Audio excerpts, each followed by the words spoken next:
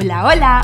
Welcome to the Breakthrough Brand Show. I'm Fabi Paolini, and my mission on this podcast is to give you the behind-the-scenes stories, anecdotes, and unique perspectives behind building a premium brand that makes a real impact. I believe that when you create a message that is aligned with your truth, you can have the breakthroughs that changes lives. Each week, me and my guests share with you how we're making an impact with our message and the stories behind our success. So that being said, let's dive into today's episode. Well, I am so happy today to welcome Merel and Keith to the podcast. They are women's wealth advocates and business mentors dedicated to helping women make millions on their own terms. And like me, they have 3 little girls. They've built their business together, just like I have with my husband as well. So I feel like we have so many things in common, and I'm really happy and excited to have them here today. So excited to have you here. Thanks for having us, Fabi. I'm so excited. I think like our kids are even like the same-ish age. Yeah, that's crazy. That's true. The difference is that I don't homeschool them. I think that you guys do, right?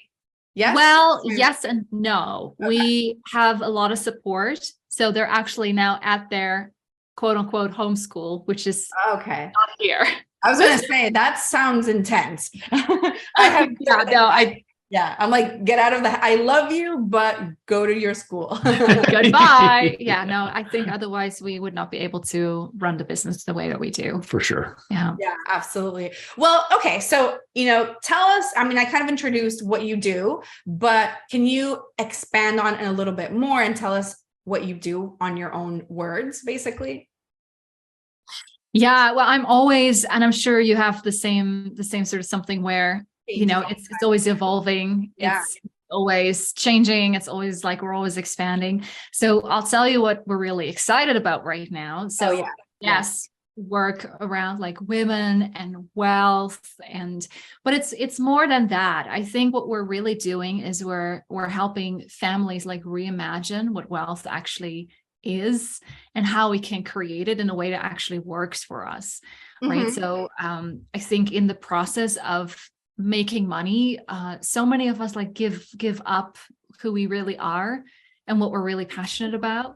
And so what I'm really interested in and what I would love to give to our kids is what it looks like when a mother is happy and fulfilled and in her power and living her purpose and making millions of dollars with it, and just like that the joy of creating paired with the money making as well. What would you say? I would say that making money looks different than we think it does. We think that making money is supposed to look a certain way because that's what society tells us. We're supposed to, fly on a fast jet and go places a lot of times. It's not to say that we don't do that, but I think that by not buying into what everybody says it should look like, we're able to take care of ourselves and say, this is how we want it to look like. Yeah. This is what supports us. And having 3 little girls and supporting them, taking care of our home base first, and then working out from there and taking care of our community and the wider community and so on and so forth. Yeah. I love that. And, it's so funny because I wrote a post earlier this year about that same topic.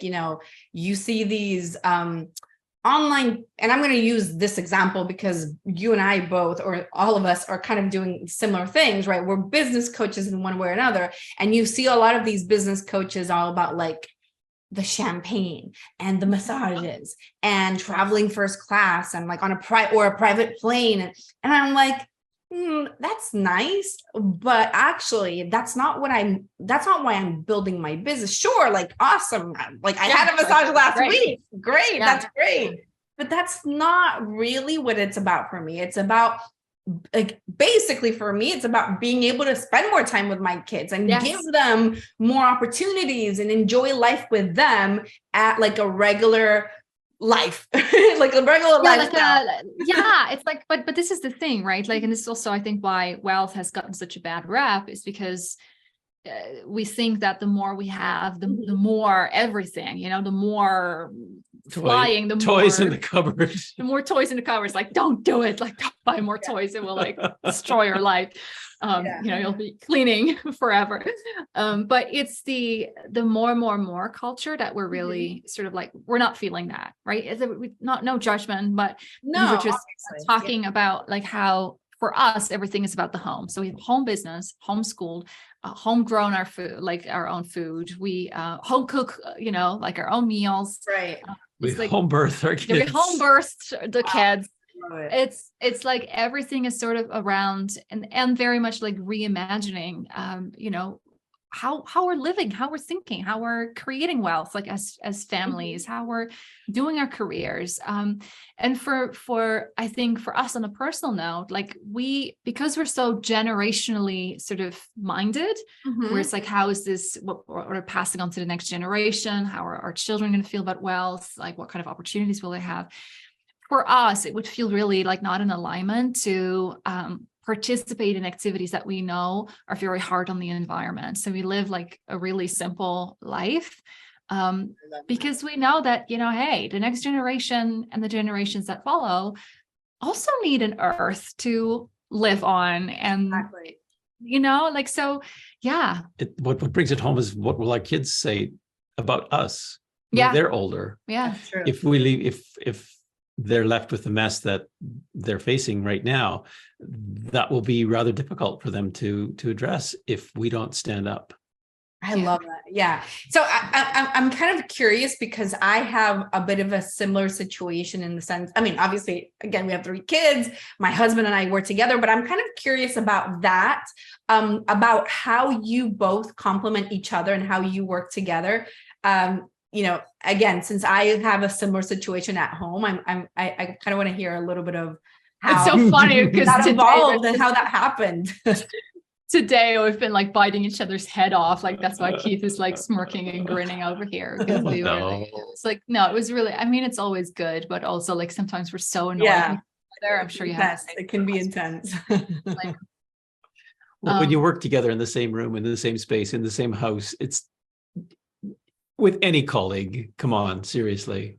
Yeah. It's not, it has its moments. Yeah. I know the challenge is that when there's not like a stop to it, right? Yeah. That's what happens to me. I always feel like I'm going to drive my husband crazy. And I literally tell him, I'm sorry. I know that I'm driving crazy, and I know it's 11 o'clock at night, but I have this idea that I want to run by you. Literally, you need to hear. And he's like, stop. Like, in my case, he's like the balance that's like, okay, you need to take it easy first. Just zip it right now. No, he maybe needs to talk to your husband because he has this great method where he just says like, yeah, he does. It's like, Keith, I think you're sleeping, but I have this download right now. Right. So yes, that sounds very like recognizable. I said, how do we complement one another? Well, you're the front-facing person, and you speak with the clients, you coach the clients and things like that. I work more in the background. I'm the CFO, so I handle all of the money issues and the legal issues, the contracts and invoicing and things like that. And I love doing those things. That's perfectly okay with me. Yeah. And I'm not allowed to talk to clients. He does anyway. I do. Yes, of course I do some. Yeah. But generally speaking, I'm not involved in the day-to-day operations of the program, so I shouldn't be involved in speaking to clients about those kinds of things. That's not my area. Right. And so no, I don't talk to them about those kinds of things. When it comes to contracts and invoicing, like that, no problem. Yeah, that's fine. I can do that. Yeah. And just also take really good care of our money.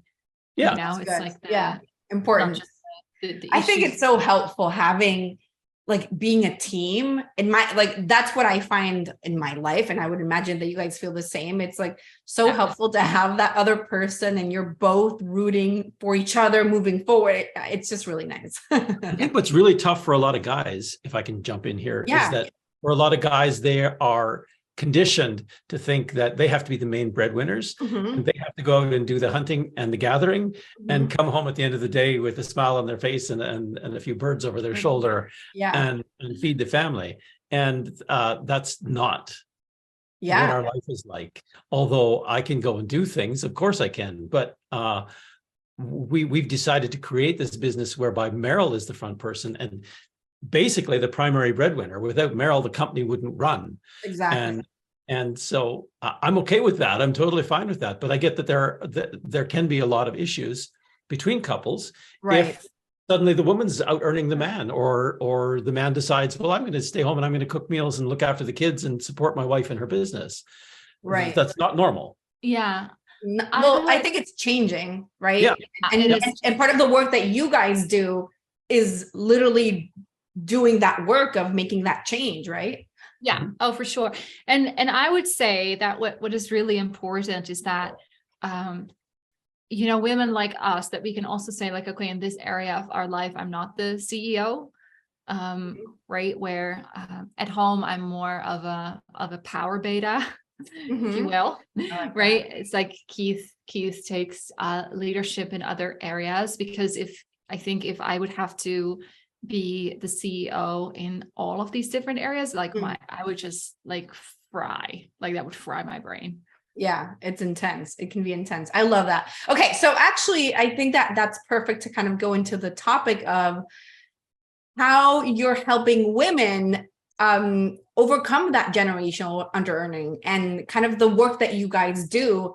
I want to hear a little bit more about that. Yeah. So the origin story of our business is that a few weeks before I gave birth to our first daughter, I had just had some big realizations about money, and also the generational patterns that we had in our family around money, the women and money. And I was just like looking at myself, my mother, my grandmother. And I was just like, oh, I don't want to pass this on to our child, right? Which then happened to be a daughter as well. So that, that female lineage was just continuing. And so I got very sad. And then I decided to not be sad anymore, and for us to just take action. And to say like, okay, if it runs in the family, it runs out right now. Like, this is where it runs out.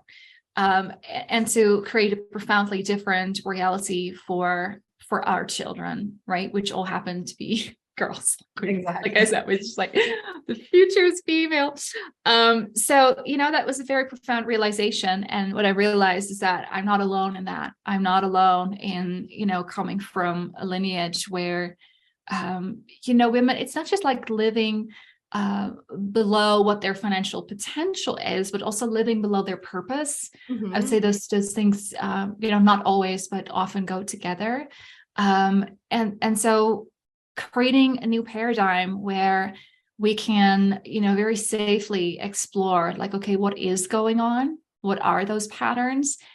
And how am I going to shift them? How, like, if I'm going to reject them, what am I replacing them with? Right. And very often I think what people do is like they reject one pattern and they sort of autopilot fall into the next. I think the work that we do is really around like, how do you shape it very like beautiful, right? Like that on your terms piece, so that you're not just making a shit ton of money and you don't see your kids at all, or you're making a shit ton of money, but you don't feel like a sensual sexual being anymore. Like you lose yourself, right? Like in the process. It's really about holistic wealth. It's about wealth from within. I love that. That's so beautiful. And it's so important. So do you focus in the work that you do? I mean, I would imagine a lot around like money mindset and not just money mindset, like I'm simplifying, but really about how or what money or wealth means to women, right? Is that a lot of the work that you guys do as well? Well, it's interesting because I have a very strong strategic backbone. I'm a conversion copywriter, and people join my programs because they call me like a strategy hawk. Like it's really easy for me to see like the lay of the land and then say like, oh, if you do this and you do that, and then boom, there's like, oh, there's money here. So they definitely come to me and us for that as well. But I think there's just a deep acknowledgement in the work that we do, where we understand that if, let's say, a woman, right, is in a relationship where she cannot express her needs around like the time and space that she needs to actually build her business, she's not going to succeed. So we need to equip her to have some of those conversations, or maybe, you know, guide her towards getting some support in that area. Or if, right, she is struggling with mom guilt. I mean, we've had those for sure, right? Absolutely. Lots of people. Yeah. We're just so like, you know, deeply ingrained, like having this belief of like, if I'm going to be successful, I'm going to be less of a mom, right? My kids are going to, right? It's not about the money for me, right? It's often something that women say. And I basically show them, and we show them that they can have both, and that they don't have to compromise in one area in order to have that wealth that they, you know, do desire, if they're really honest with themselves. Yeah. Yeah, go ahead. Sorry. No, it's okay. Go. No, I was going to say that it's so interesting to me because when I got into entrepreneurship, I did not know very naively that this was going to be such a deep spiritual journey. Right? Intense. It was so intense. Yeah. Oh, exactly. And I really think that as women, you know, there's so much, and I don't even think it's not only women, it's all of us really. Yeah. There's so much to undo, right? There's so much to unlearn. And part of that is that kind of like just generation after generation after generation of how things are supposed to be. And obviously we have so much in common. Again, not only the three girls, but the husband, where I'm the main breadwinner in my house as well. And same sort of experience. And similarly to you, my husband is like, let's go. Like, yes, like he's all in, and he's supporting me in every possible way. And he takes care of a lot of things at home. And it's like the most normal thing. I mean, I imagine you guys feel the same. Like, it's like the most normal thing in the world. But I know that there's other women, I've had clients that have the same sort of experience, where it's like this whole, what, it's me, and there's so much to undo around those areas, and so much new belief to build, that I think that work is just really extremely important, right? When you say there's so much to undo, that is so true. Social and personal kind of I can't think of the word, constructs or conventions and training, you know, say otherwise. You know, to be a good mom, you need to do this.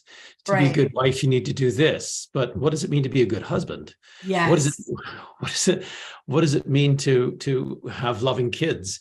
And why does it have to look in like a 1950s style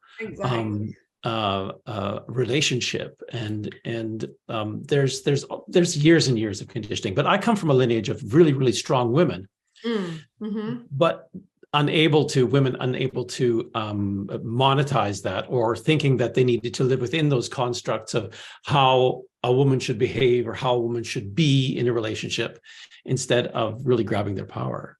And that's what we really love to do, is to see women grab their power and run with it.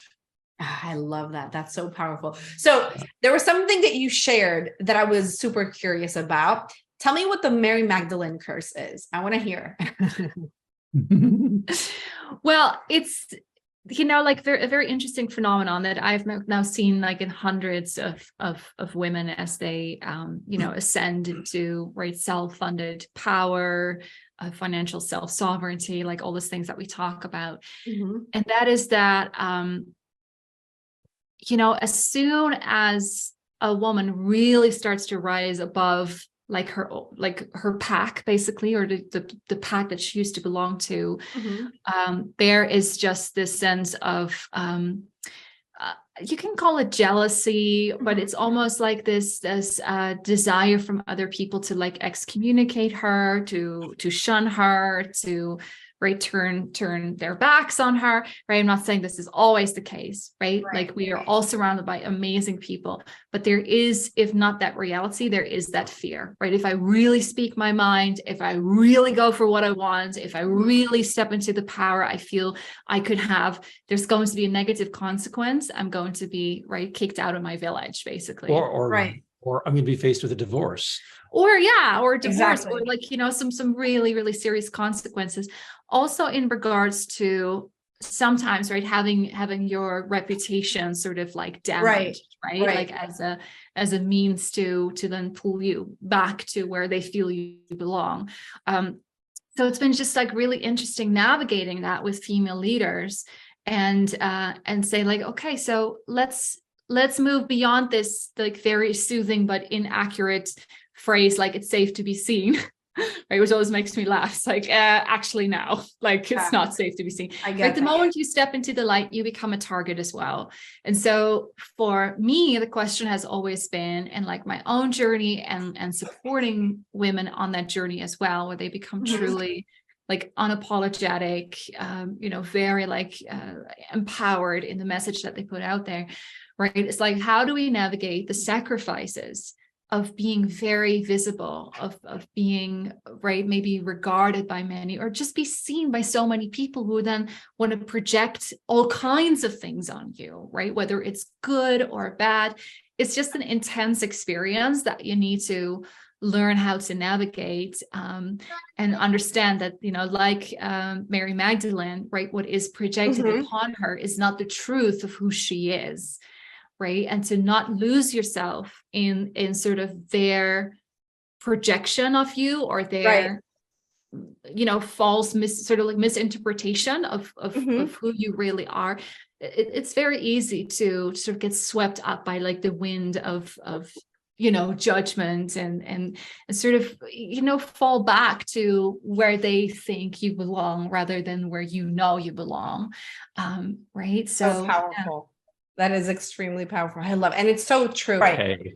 I think what the world needs is more women that with money. That's period. It. That's 100%. I think the world needs to be, we see a few world leaders who are women, but we all know that to gain any political influence, you can march in marches, and you can, which I've done, you can pay a little bit here and there to this charity or that charity to help people out. But at the end of the day, what really makes a difference is money, for better or for worse. Yeah. It's the truth in the world in which we work. And without money, you don't have influence. You can have a certain amount of influence, but I feel that you can't really be influential unless you can back it up. And so I think that the world needs more women who have more money and can make a difference in the world. I think I hope it's not too late, but I hope that I don't think so. we can still rally and move some of that money around. I love that. That is so powerful. Well, I think that this has been so wonderful, and I love what you guys are doing. Obviously, I love it, and I stand behind it as well. Thank you. And I just think more of it, more women making money and more men like you. And, I think that you're doing the work, which is one of the things I really love about you guys. It's not just you teaching it, but you're embodying it in every possible way. Well, we're like daily experimenting with it. It's like the way I would describe it is like we just see our life as, of course, it's our life, but also it's sort of our lab. Exactly. We test things out. Especially with 3 girls. I mean, it's literally, it's a good lab. It's a good lab. It's like a messy lab. But it's like, for example, like in the last few years, we've been growing our own food, but also realizing like, oh, this is actually really time intensive. Like, intense.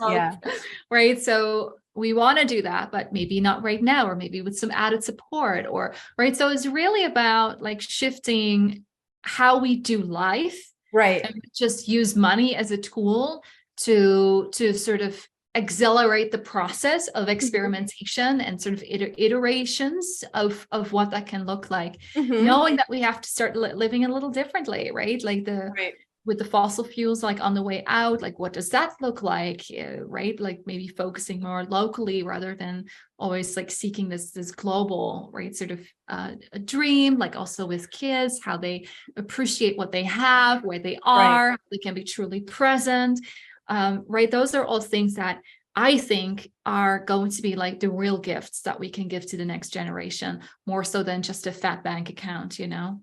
I love that. That's so beautiful and so powerful. And yeah, that's literally how I feel as well. Yeah. So I love it. Well, where can people find you guys online and learn more about you and what you do?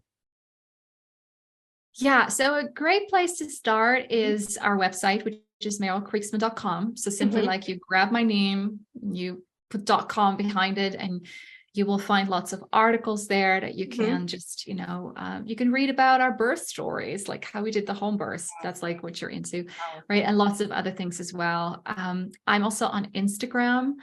So Keith, you're on Instagram. I think you're just like Keith Bolt on Instagram. Yeah. And I'm Merel Kriegsman on Instagram, and I produce like beautiful, like daily, like prayers, poems, spells, activations for millennial women in business, and especially also those who have young children as well. So come and get it. I love it. Well, thank you so much for being here. I love this. Thank you, Fabi, for having us. Thanks for having us. Gracias for listening to today's episode of the Breakthrough Brand Show. To listen to more episodes or to be featured as a guest, go to fabipaolini.com/podcast for more details. Can I ask you for something? If you got value out of this episode, would you share it on social media? Just do a quick screenshot with your phone and text it to a friend, or just post it online. If you know somebody that would be a great guest, tag them on social media to let me know about the show and include the hashtag Breakthrough Brand Show. I love seeing your posts and guest suggestions. We're regularly putting out new episodes and content. To make sure that you don't miss any episode, go ahead and subscribe right now. Your thumbs up, rating, amor, love, and reviews go a long way to help promote the show and mean so much to me and my team. Want to know more? Go to our website, fabipaolini.com, or follow me everywhere as Fabi Paolini. Thank you so much for listening. I'll see you next time. Con amor, Fabi.